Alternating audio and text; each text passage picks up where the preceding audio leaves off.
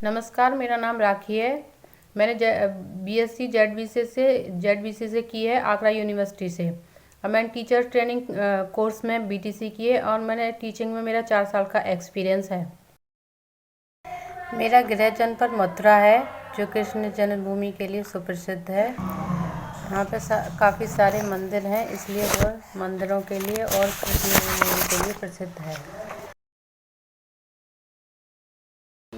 जनपद बहराइच के रिसिया ब्लॉक में प्राथमिक विद्यालय मनियार गांव, न्याय पंचायत मैरथा में मैं सहायक अध्यापक के पद पर कार्यरत हूं।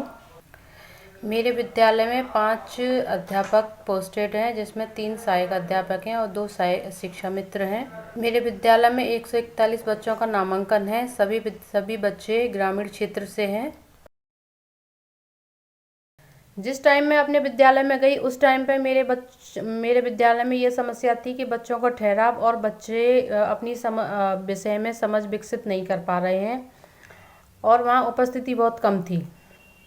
इसको देखते हुए मैंने अपने विद्यालय में काम किया और बच्चों की उपस्थिति को बढ़ाने के लिए बहुत अच्छा काम किया और बच्चों की विषय में रुचि बढ़ाने के लिए रोचक तरीक़ों से टीएलएम और गतिविधि के माध्यम से उसको और अच्छा बनाने की कोशिश की, जिसके लिए मैंने सबसे पहले श्री अरविंदो सोसाइटी के बारे में जाना और समझा और उसमें देखा कि किस तरीके से नए नवाचार के माध्यम से बच्चों को हम नई तरीके से समझा सकते हैं। अरविंदो सोसाइटी ने टॉप 25 में मुझे भी जोड़ा गया, जिसमें मुझे 4-5 प्रशिक्षण मिले हैं, वेबिनार्स भी करवाए हैं। इन वेबिनार्स में बताया कि हम इस कोरोना महामारी में किस तरीके से बच्चों को ऑनलाइन शिक्षा करा सकते हैं और ऑनलाइन शिक्षा को किस तरीके से नए तरीके से कैसे हम बच्चों को भेज सकते हैं, जिससे बच्चों की शिक्षा प्रभावित न हो। इसको देखते हुए श्री विवेक श्रीवास्तव सर ने हमें वेबिनार्स करवाई हैं। इन वेबिनार्स में वेबसाइट्स और ऐप और ZIAE ऐप के बारे में बताया। इन ऐप के माध्यम से हम किस तरीके से एक साथ काफ़ी सारे बच्चों को जोड़कर ऑनलाइन शिक्षा करा सकते हैं और ZIAE ऐप के को डाउनलोड करवाया और उसके बारे में बताया कि उस ऐप में कैसे नए तरीके से हम बच्चों को और नया कुछ करके सिखा सकते हैं।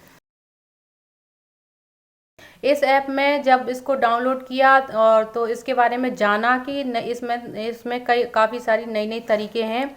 इन तरीक़ों से हम शिक्षण योजना के माध्यम से TLM वगैरह बना के हम बच्चों को पढ़ा सकते हैं। TLM के माध्यम से मैं बच्चों को पढ़ा रही हूँ और मैं TLM बना भी रही हूँ और शिक्षण योजना भी बना रही हूँ। शिक्षण योजना के माध्यम से पढ़ाना और अच्छा रहता है। इस ऐप में सबसे अच्छी चीज़ लगी grid game, concept mapping, tambola और सांप सीढ़ी और वर्कशीट के माध्यम से हम बच्चों को और नए तरीके से समझा सकते हैं। ग्रिड गेम से हम गेम करा सकते हैं, बच्चे इस गेम करने में और ज़्यादा रुचि लेते हैं। इस कोरोना महामारी में बच्चे स्कूल नहीं जा रहे हैं, तो इसको देखते हुए ऑनलाइन शिक्षा पर ज़्यादा जोर डाला जा रहा है, जिसमें सर ने हमें ग्रुप के माध्यम से और इन ऑनलाइन शिक्षा को और प्रभावी बना सकते हैं, रुचिकर बना सकते हैं, जिसमें बच्चे और आनंद लेके पढ़ाई कर रहे हैं।